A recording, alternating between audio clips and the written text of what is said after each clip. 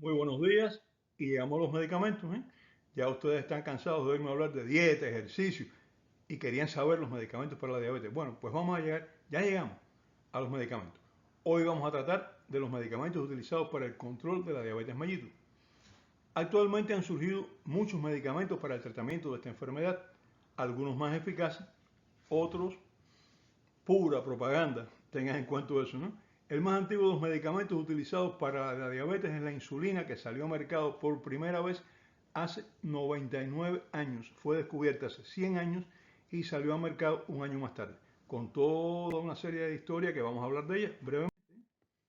Después se han descubierto varios otros grupos de medicamentos que tienen diferentes funciones y que se clasifican en, vamos a decir, primero, la insulina.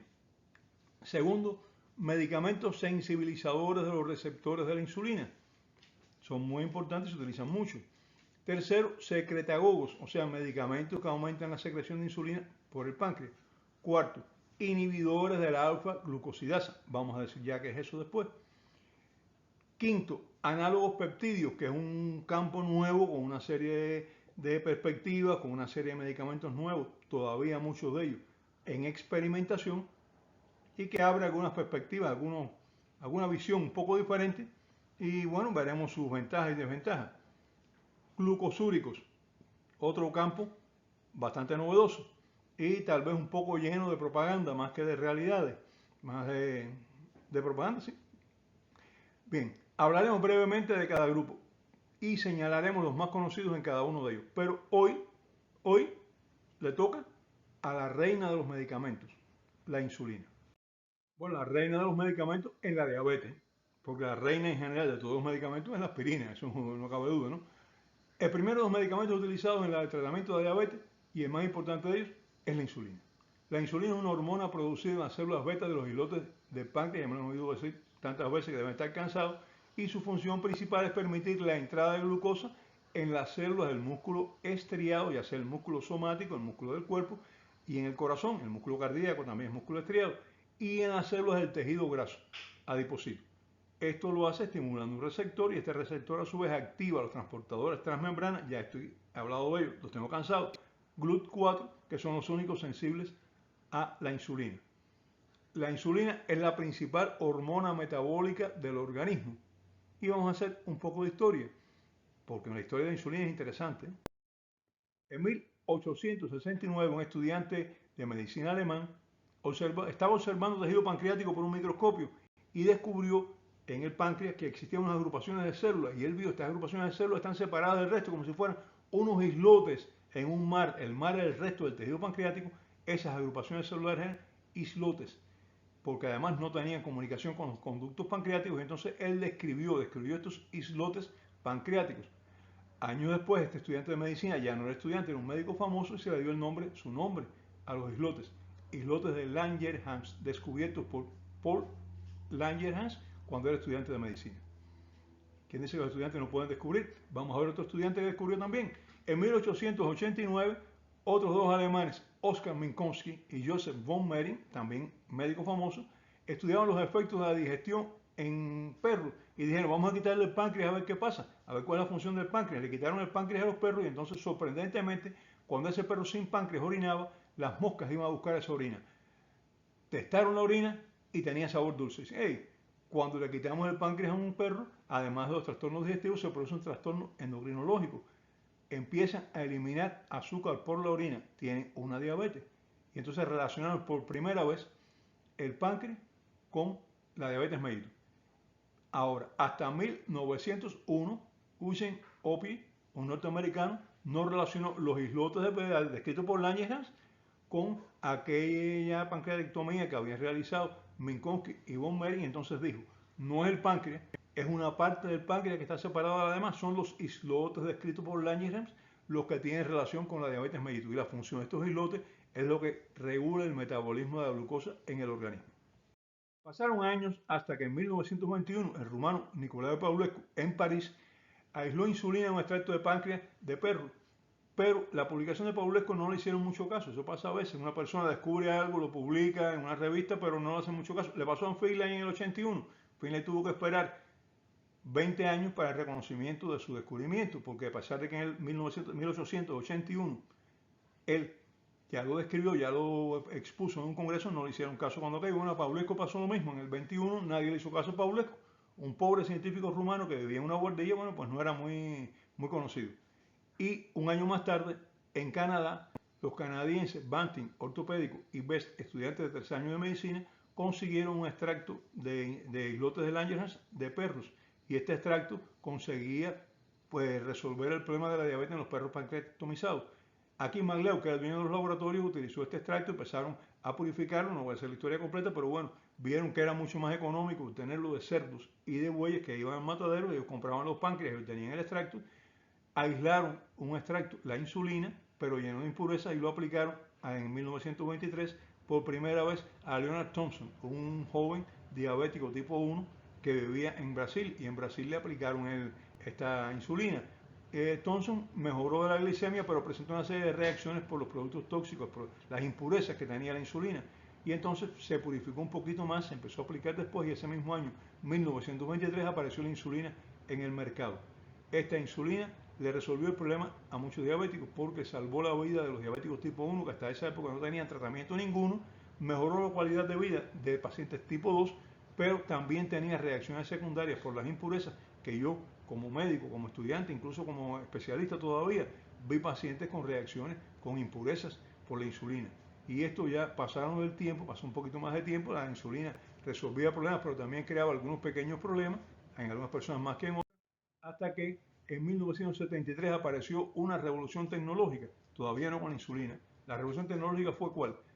A alguien se le ocurrió introducir genes humanos en bacterias, hacer que las bacterias produjeran entonces una sustancia que era propia del organismo.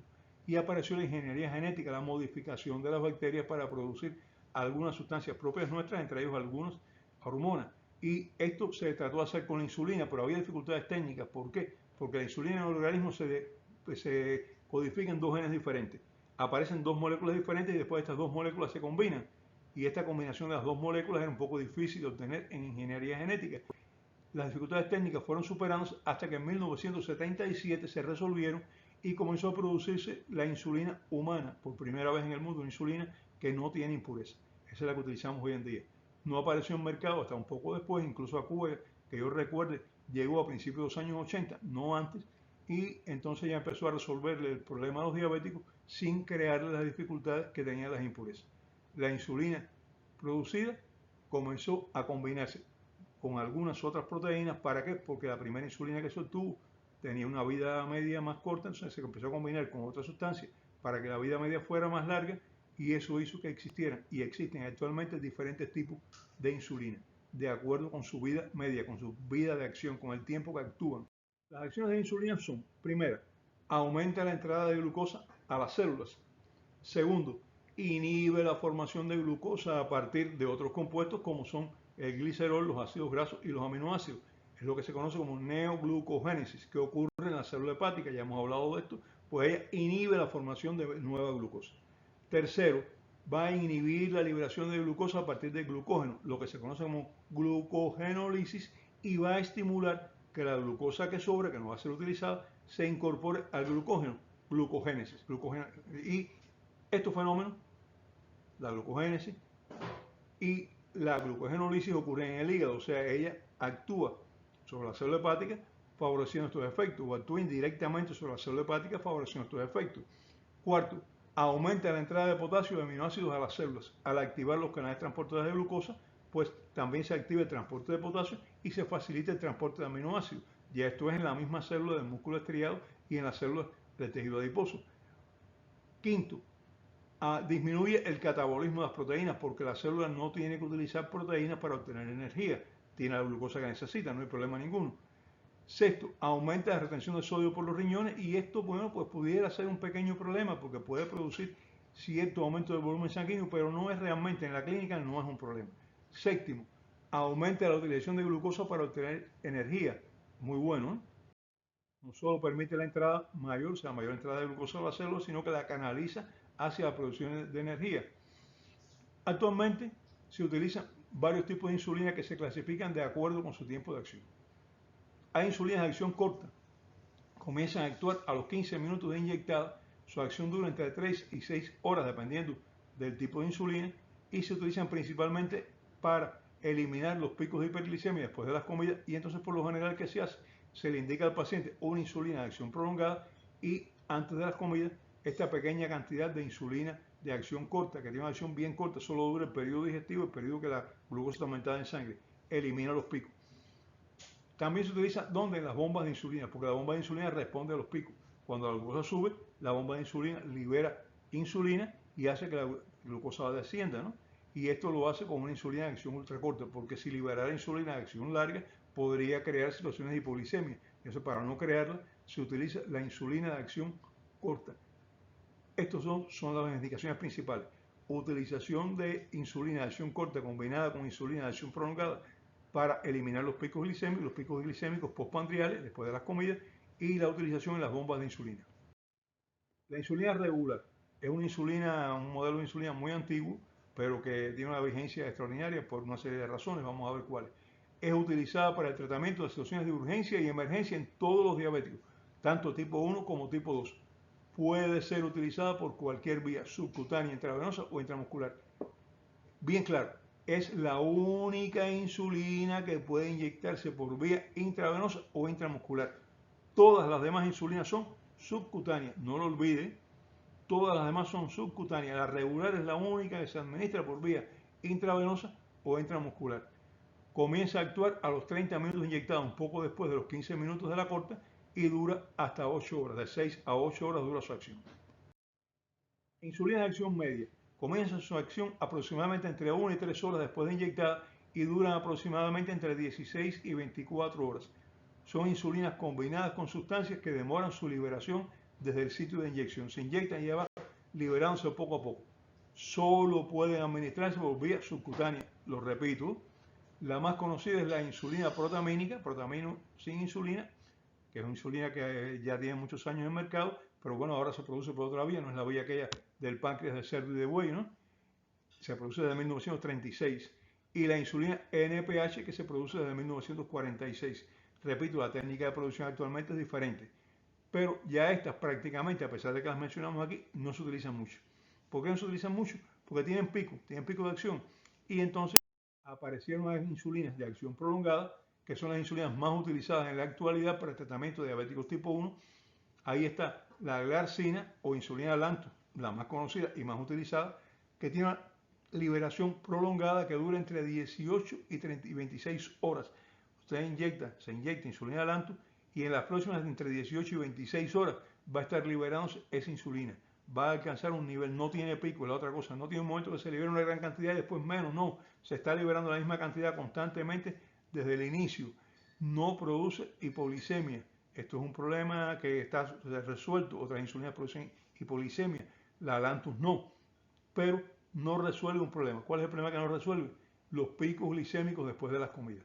Y entonces por eso es por lo que se indica muchas veces en pacientes que hacen picos glicémicos después de las comidas, porque no hacen la dieta bien hecha. Usted hace la dieta bien hecha, el pico glicémico es mínimo, pero no lo hace. Y entonces, ¿qué se le prescribe a este paciente? Que se le indica, además de la insulina Lantus que está utilizando, en relación con las comidas vas a utilizar insulinas de acción corta y entonces se inyectan por lo general 2 veces al día con insulina de acción corta y 1 vez al día con insulina Lantus. Esto resuelve ya todos los problemas. El Degludec es otra insulina de acción ultra larga que comienza su acción entre 30 y 90 minutos después de inyectada, pero que actúa hasta 42 horas o más.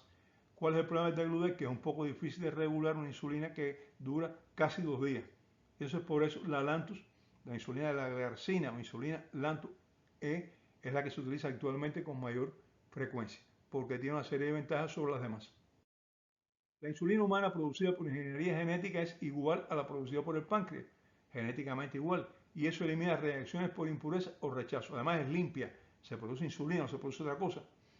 Es, en mi criterio, el mejor medicamento para el tratamiento de la diabetes, pero con los inconvenientes de la necesidad de almacenamiento en frío. Usted no puede tener la insulina rodando por ahí donde quiera, y algunos pacientes también no necesitan insulina, tipo 2 por ejemplo, no les hace falta insulina. Bueno, pues la insulina sería para ellos un pequeño problema, porque ellos con medicamentos orales resuelven. Su páncreas funciona mal, pero funciona. ¿Y cómo funciona? no necesita insulina. Y administrar la insulina pues puede crearle algunos problemas de hipoglicemia, etc. Por tanto, primer problema, necesidad de almacenamiento. Segundo problema, hay pacientes que no necesitan insulina, no tienen por qué utilizarla. Y tercero, el tercer inconveniente de la insulina es el pinchazo. Pincharse. Bueno, se está trabajando en insulinas orales, pero eso todavía no ha llegado. Todavía no tenemos insulinas orales. En situaciones de emergencia, grandes cirugías, enfermedades agudas importantes o embarazo, deben suspenderse los demás hipoglicemiantes. No importa usted sea un diabético tipo 2, usted en este momento está en una situación de emergencia, usted en este momento está siendo operado con una gran cirugía, tiene un trauma, tuvo un accidente, etcétera, etcétera, etcétera. No es para tomar medicamentos orales con todas las cosas que estos medicamentos orales pueden traer como consecuencia, que ya hablaremos de ello. En ese momento se pasa el tratamiento a insulina y se utiliza insulina. ¿Qué insulina? Regular. La insulina regular, porque es una insulina que se puede administrar por la vena, que se puede administrar intramuscular, que tiene un periodo de acción bien definido entre 6 y 8 horas y que puede administrarse con cierta regularidad. Actualmente existen bombas de insulina que miden la glicemia constantemente y liberan insulina dependiendo de la cifra de glicemia en el cuerpo. Ya existen, son un poco incómodas porque tiene que tener en la bomba adherida al cuerpo el día entero, pero son muy prácticas, sobre todo para diabéticos juveniles. Se está trabajando en la creación de un páncreas artificial que sería la solución de la diabetes, porque liberaría insulina de acuerdo con las necesidades, pero todavía no está, por lo menos no está al alcance de todo el mundo, está todavía en investigación, en producción, etc. Bueno, dejamos los medicamentos utilizados para el tratamiento de la diabetes tipo 2 para el próximo programa. Hasta entonces, y nos vemos con el tratamiento de la diabetes mellitus, tratamiento medicamentoso de la diabetes mellitus tipo 2.